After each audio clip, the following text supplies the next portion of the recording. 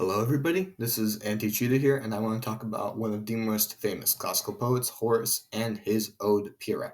Now, this is for anyone who has an exam on this poem or on Horace whatsoever. This is a very brief review on the topic to have you make you sure that you are prepared for the exam. I'm using the Ecce Romani 3 textbook edition, so if you use that, turn to page 243. Now, first of all, who was Horace? I'm going to start immediately. Now, he was born in December 65 BC in Venusia, Italy, to a former slave, his father, who, while not being aristocratic, he had some property and he could afford to send his son to school. Now, his early life was not all that important. He was, again, born in Venusia around here, but you should know who he specifically sided with. Now, he fought for Brutus. He fought in the Battle of Philippi in 42 BC, where Mark Antony and Octavian, later Augustus, defeated the forces of Brutus. He was then pardoned by Augustus and returned to Rome to really start writing the poems we know today. This is a portrayal of the Battle of Philippi, a rather famous image. Anyway, now the very first thing that he published was the Satires in 35 BC, and then after publishing it, he moved to a farm and he continued writing.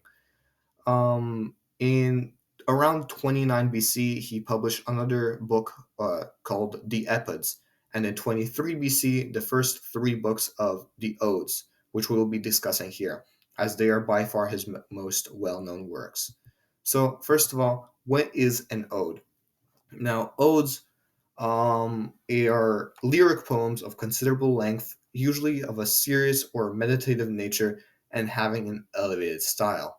Now, his most famous ode, debatably, is Pyrrha, which might have been his lover or it could just be a fictitious character. It is hard to tell, but it's clear that the topic of the passage is about her.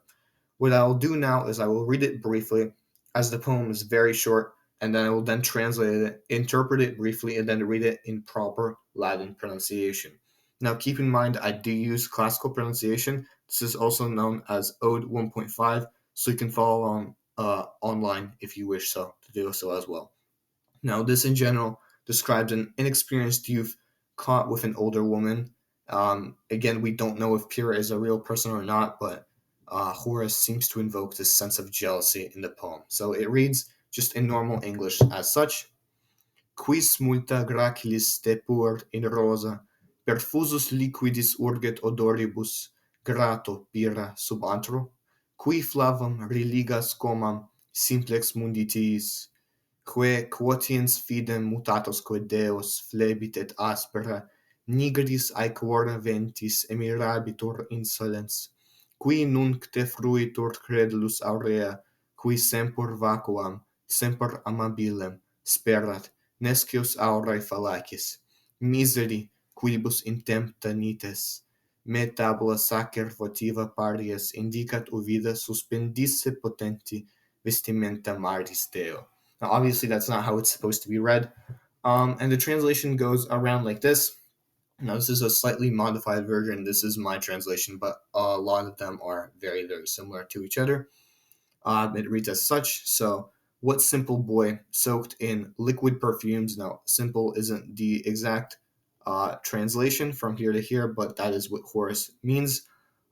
Drives upon you many roses, Pyrrha, under a pleasurable cave. For whom you tie your yellow locks, simple with elegance.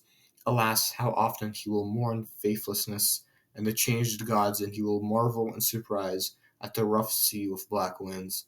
He who now enjoys you, trusting you are golden. He who hopes that you will always be free, always lovable, unaware of a treacherous breeze.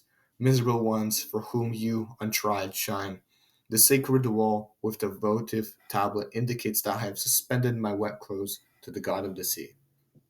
Now, translation is relatively simple. Again, this is the direct translation. You could interpret it into more easy English if you want to, but I'm going to keep it at this direct translation just in case, since that is probably the hardest part.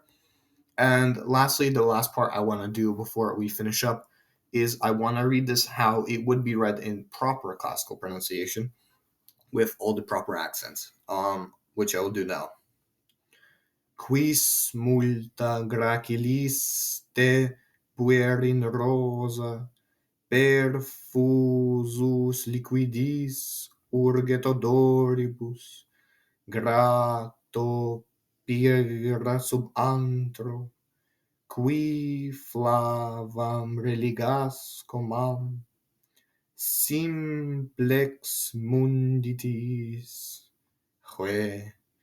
quotiens fidem mutatosque deos flebit et aspera, nigris aequora ventis, mirabitur insolens, qui nuncte fruitur credulus aurea, qui semper vacuam semperamibilem sperat nescius aurae fallacis, miseriquibus intemptata nites metabulas acer votiva pariens indicat uvida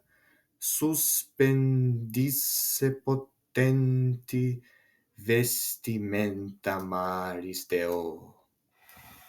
Now, I don't have specific musical talent, but that is approximately how it would be read. I may have missed a couple of accents along the way, but that is just for your information. All right. Thank you for listening. Bye.